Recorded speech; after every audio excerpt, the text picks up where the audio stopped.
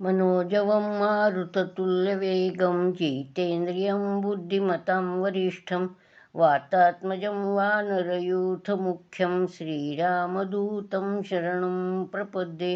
वरील श्लोक आपण हनुमंताच्या प्रशंसेचा, त्याला शरण जाण्यासाठी म्हणतो. आज प्रामुख्याने मारुतीचाच कथाभाग असल्याने त्याचे प्रथम स्मरण केले. राम तर ह्या हनुमानाबद्दल म्हणतात, एतस्य बाहुवीर्येण लंका सीता च लक्ष्मणा प्राप्ता मया जयश्चैव राज्यं मित्राणि बांधवाः. म्हणूनच ते त्याला आशीष देतात. मत्कथा प्रचरिष्यन्ति यावन् लोके हरीश्वर तावद्रमस्व सुप्रीतो मत्वाक्यम अनुपालयन. हे हनुमंता, तुझ्या पराक्रमानेच मला लंका, सीता, लक्ष्मण, जय, राज्य, मित्र व बंधू हे सर्व प्राप्त झाले आहे. म्हणूनच माझी कथा या पृथ्वीवर जोवर प्रचलित राहील तोवर माझी आज्ञा म्हणून तू थांब. जेथे रामकथा होते तेथे हनुमंत ऐकायला असतात. याबद्दल मुरारी बापूसारख्या तपस्व्याने सोदाहरण दाखला दिला आहे. मारुतीच्या उपस्थितीबद्दल शंका उत्पन्न केलेल्या एका श्रोत्याला मुरारी बापूंनी दुसऱ्या दिवशी खरे खोटे ठरवू असे सांगितले. दुसऱ्या दिवशी रामायण सुरू झाल्यावर मुरारी बापूंनी त्या श्रोत्याला मारुतीचे आसन उचलण्यास सांगितले. बाहुबलीचे ते आसन हलवल्यासुद्धा गेलं नाही. म्हणूनच रामायण सुरू असताना दक्षिण दिशेला एक आसन हनुमानासाठी टाकण्याची प्रथा आहे. राम लक्ष्मण प्रसरण पर्वतावर पावसाळा संपण्याची वाट पाहतात. पावसाळा संपतो. राम थोडे दिवस सुग्रीवाकडून काही हालचाल होते का याची वाट पाहतात. पण सुग्रीवाकडून काहीच प्रतिसाद मिळताना दिसत नाही असे पाहून रामाला वाटतं की सुग्रीव आपले वचन विसरला का? आपले कार्य साधून घेण्यासाठीच केवळ त्याने आपल्याशी मैत्री केली का? आता तो मित्रकार्य व मैत्री विसरलेला दिसतो. म्हणजे स्वार्थासाठी फक्त वरवर गोड गोड बोलायचं, मैत्री करायची आणि आपला स्वार्थ साधला की आपण दूर व्हायचं, असे आपले स्वार्थी लोक पुष्कळ असतात. तशातलाच तर हा सुग्रीव नसेल ना असं रामाला वाटतं. आणि म्हणून राम लक्ष्मणाला म्हणतात, लक्ष्मणा, सुग्रीवाला त्याच्या वचनाची आठवण दे. जर तो वचनाप्रमाणे वागण्यास तयार नसेल तर त्याला सांग की वाली ज्या मार्गाने गेला तो मार्ग अजून खुला आहे. लक्ष्मणही सुग्रीवावर रागवलेलाच असतो. आपल्याला तर माहिती आहे की लक्ष्मण शीघ्रकोपी आहे. तो तर आधीच शीघ्रकोपी, त्यात रामाचा दुजोरा, आगीत ते लोटल्यासारखंच झालं. त्यामुळं तो रागारागाने निघतो व सुग्रीवाने न ऐकल्यास त्याला शासन करण्याची लक्ष्मणाची तयारी असते. लक्ष्मण जात असता रस्त्यात त्याला हनुमंत भेटतो. चाणाक्ष मारुतीच्या लक्षात लक्ष्मणाचा क्रोध येतो. म्हणूनच त्याला तो थोडा शांत व्हावा म्हणून तो लक्ष्मणाला सांगतो की महाराज सुग्रीव त्याच तयारीत आहेत. त्यांच्याच आज्ञेने मी सर्व सेनापतींना निरोप देण्यास निघालो आहे. त्यावेळी धूर्त हनुमान अंगदाला तारेकडे पाठवितो व निरोप देतो की लक्ष्मणाला आधी तारेने सामोर जावे. त्याचा रागाचा पारा थोडा उतरल्यावर मग त्याची व लक्ष्मणाची भेट होऊ द्या. म्हणून हनुमंताला मनोजवम म्हणतात. म्हणजे दुसऱ्याच्या मनातील भाव ओळखणारा म्हणतात. असा स्वतःच्या राज्याचे भले पाहणारा स्वामिनिष्ठ सेवक असल्यावर त्या राज्याचे काय वाकडे होणार. लक्ष्मण रागारागाने जातो. त्यावेळा तारा त्याचे स्वागत करते. स्त्री, त्यातून परस्त्री, तिच्यासमोर क्रोध प्रगट करणे सभ्यपणाचे लक्षण नाही, हे नीतीला धरून नाही, हे लक्ष्मणाला माहिती असतं. आणि तसेच हे जे विलंब झाला त्यात तारेचा काहीच दोष नसतो.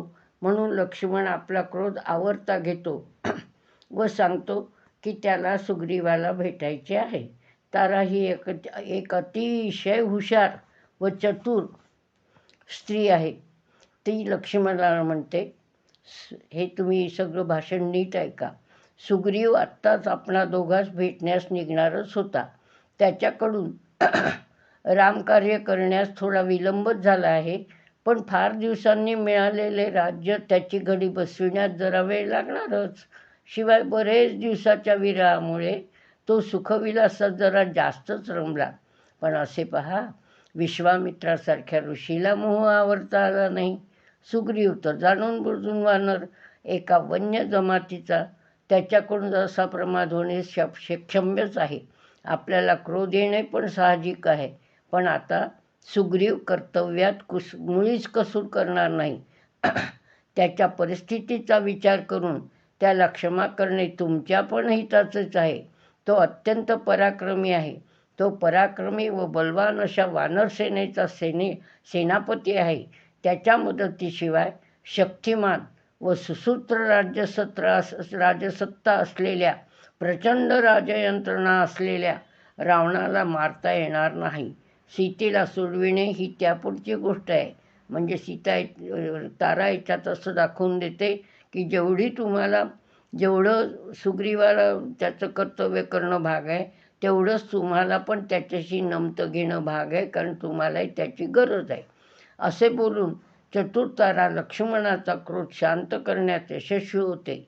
मग ती सुग्रीवाला लक्ष्मणाकडे पाठविते. मग तो दोघे रामाकडे येतात. हनुमंताच्या निरोपावरून सर्व सेनापती जमतात. राम व सुग्रीव असे ठरवितात की चारही दिशांना सेनापती ससैन्य पाठवायचे. त्याप्रमाणे सुग्रीव आपल्या सेनापतींना आज्ञा देतो. त्या खरोखर वाचनीय आहेत. म्हणजे मूळ वाल्मिकी रामायणातून वाचण्यासारख्या आहेत. कारण वाल्मिकींनाही सगळ्या भागाची माहिती असली पाहिजे, म्हणूनच ते इतकं वर्णन करू शकले. सुग्रीवाला चारही बाजूंच्या दिशांचे उत्तम ज्ञान आहे. कोठे पर्वत आहे, कोठे विवर आहे, कोठे कोणती नदी आहे, गुहा आहे, हे तो सर्व सैनिका सांगतो. कसून शोध करण्याची आज्ञा करतो. राजाला आपल्या राज्यातील प्रदेशाचीच नव्हे, तर त्याही पलीकडील भूप्रदेशाची माहिती आवश्यकच असते. त्याशिवाय सर्जिकल स्ट्राईकसारख्या मोहिमा यशस्वी होत नाहीत.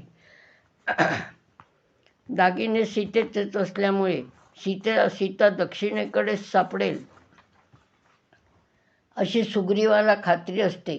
त्याची हनुमंतावर मर्जी तर असतेच, पण त्याच्याबद्दल जबरदस्त विश्वासही असतो.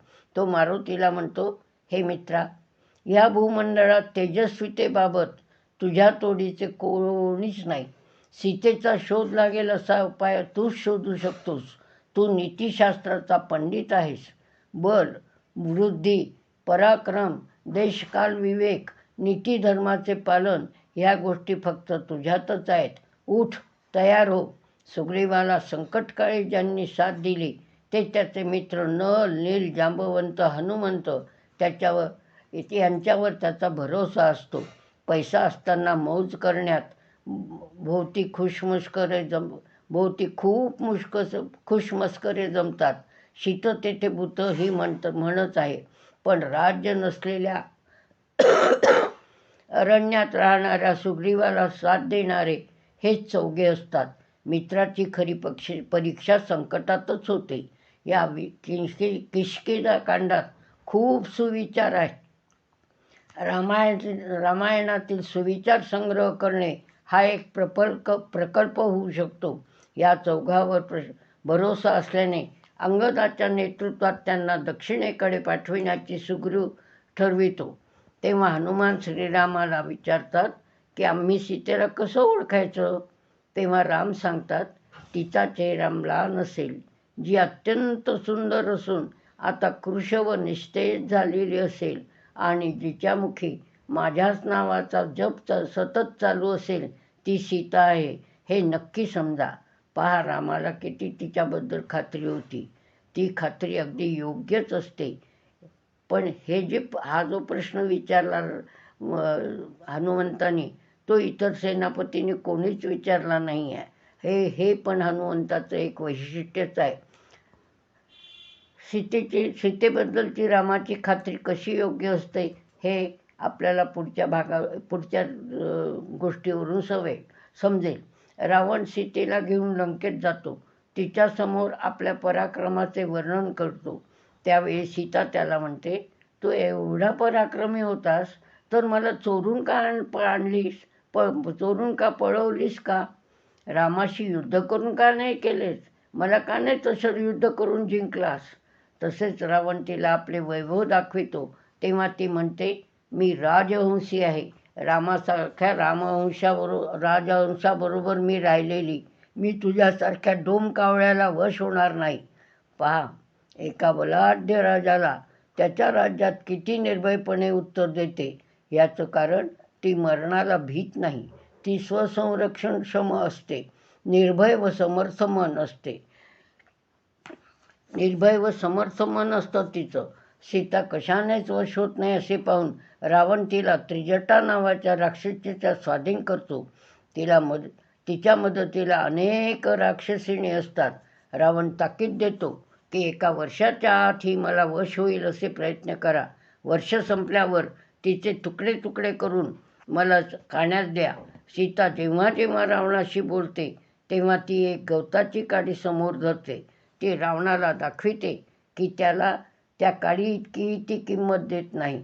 प्रश्न असा पडतो की रावण दुष्ट आहे, पराक्रमी आहे, मग असे असताना तो सीतेवर बळजबरी का करीत नाही? याबद्दल उत्तर रामायणात कथा आहे. कुबेराचा मुलगा नहुष व रंभेचे प्रेम असते. रंभा अप्सरा रोज नहुषाकडे जात असते. एकदा ती जात असता रावण तिला पाहतो. तो रंभेला एका निर्जन भागात नेतो. एका शिलाखंडावर तिच्याशी समागम करतो.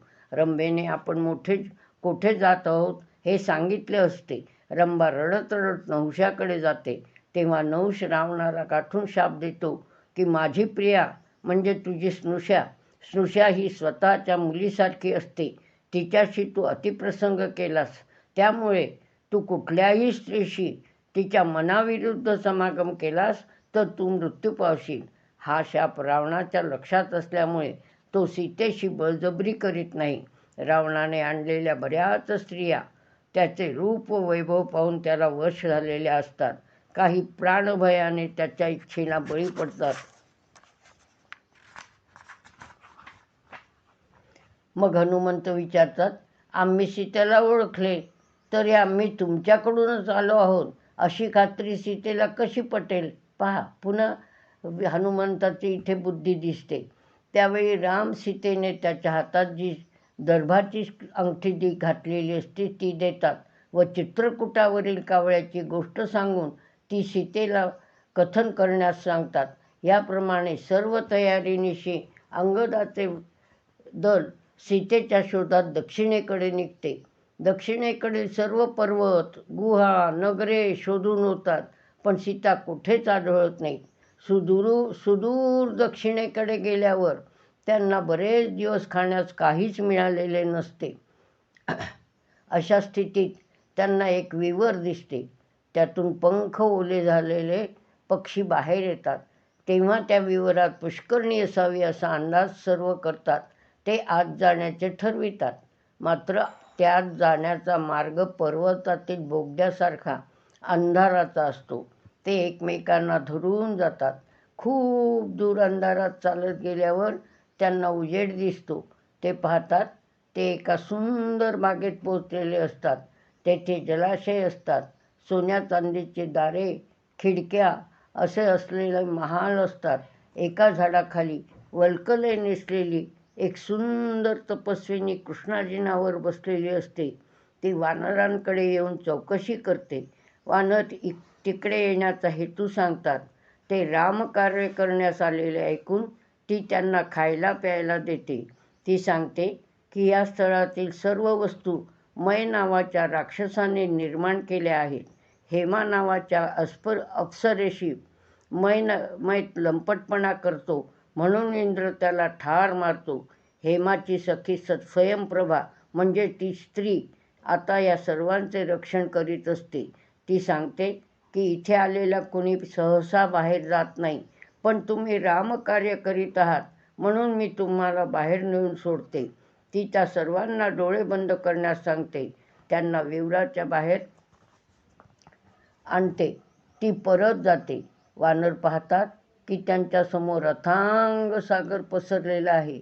आता सीतेचा शोध कोठे करणार? त्यांना सुग्रीवाने दिलेली 1 महिन्याची मुदत संपत आलेली असते. अंगद म्हणतो, सुग्रीव फार रागीट व कडक आहे. मी रिकाम्या हाताने परत गेल्यास तो मला ठार मारेल. मग मी ते ठरवितात की समुद्रकिनारी बसून प्रायोपवेशन करावे. अंगदाला काही जण सुचवितात की परत त्या विवरात जावे, पण हनुमान त्याला बाजूला नेऊन सांगतो, त्यांच्याकडे लक्ष देऊ नकोस. त्यातून कोणी परत येत नाही हे त्या स्त्रीने सांगितले आहे ना. तेथे जन्मभर राहण्यापेक्षा स्वामी कार्य करताना मरण आले तर काय वाईट आहे. मग अंगदासह सर्व स्नान करतात. दर्भासनावर पूर्वेकडे तोंड करून प्रायोपवेशनात बसतात. जवळच एक वृद्ध राहत असतो. तो हळूहळू त्यांच्याकडे येतो. तो म्हणतो, मी इतके दिवस तपश्चर्या केली, त्यामुळे मला आता रोज आयते भक्ष्य मिळणार. मी यांच्यापैकी एकेकाला खाऊ शकेन. त्याचे भाषण ऐकून अंगद म्हणतो, पहा काय दैवगती आहे. एक वृद्ध आपल्याला खाण्याची इच्छा करतो. आपल्यापेक्षा तो जटायू भाग्यवान. त्याला रामकार्य करताना वीरमरण तरी आले. जटायूचे नाव त्या वानराच्या तोंडून ऐकल्यावर तो वृद्ध जटायूबद्दल माहिती विचारतो. वानरांना रामलक्ष्मणाकडून ती माहिती मिळालेली असते. ती सर्व वृद्धाला सांगतात. जटायू मरण पावला हे ऐकून त्याला फार वाईट वाटते. वानर त्याला कारण विचारतात. तेव्हा तो सांगतो, मी जटायूचा भाऊ संपाती. आम्ही दोघेही एकदा देवलोक जिंकण्याच्या इच्छेने आकाशात झेप घेतो. उंच उंच जाता जाता सूर्याच्या कक्षेत पोहोचतो. तेथील दाह आम्हाला सहन होत नाही. मी मोठा म्हणून जटायूचं संरक्षण करण्यासाठी त्याला आपल्या पंखाखाली घेतो. जटायू खूप दूर फेकला जातो. मी पंख जळाल्याने शक्तिहीन होतो. जटायू व संपातीने निशाकार ऋषींची सेवा केलेली असते, म्हणून संपाती निशाकर ऋषींच्या दर्शनाला येतो. ते सांगतात की वानर जेव्हा सीतेच्या शोधासाठी येतील व तू त्यांना सीतेचा पत्ता सांगण्याचे रामकार्य करशील, तेव्हा तुला पंख येतील. संपाती त्याची वाटच पाहत असतो. सुपार्श्व नावाचा पक्षी त्याला रोज खाण्यास फळे आणून देतो. सुपार्श्वाने सांगितले असते की रावणाने एका स्त्रीला जबरदस्तीने नेले आहे, म्हणून संपाती आपल्या तीक्ष्ण नजरेने लंकेकडे पाहतो. तो सांगतो, लंका येथून शतयोजने दूर आहे. एका अशोकवनात बसलेली सीता मला दिसत आहे. तेव्हा त्याला पंख येतात. तो उडून जातो. आता ह्या चमूला सीतेचा पत्ता तर लागला, पण शतयोजने पोहत जाऊन तेवढेच अंतर पोहत यायचे हे कसे जमणार. हनुमंत एका दगडावर बसलेला असतो. प्रत्येकजण मी इतके अंतर पोहत जाऊ शकतो असे सांगतो. कोणी 200, कोणी 500. जांबवंत सांगतो की तो तरुण असता तर त्याने हे काम केले असते. आता तो जाऊ शकेल, पण परत येऊ शकणार नाही. सर्वजणांना आश्चर्य वाटते की ते एवढा खल करत आहेत, पण हनुमंत काहीच कसे बोलत नाही. तेव्हा जांबवंत त्यांना हनुमंताची कथा सांगतो. ही कथा काय आहे ते आपण पुढच्या भागात पाहूया. जय जय रघुवीर समर्थ. सियावर रामचंद्र की जय. मारुतीराया बलभीमा द्या मज रामचंद्र प्रेमा.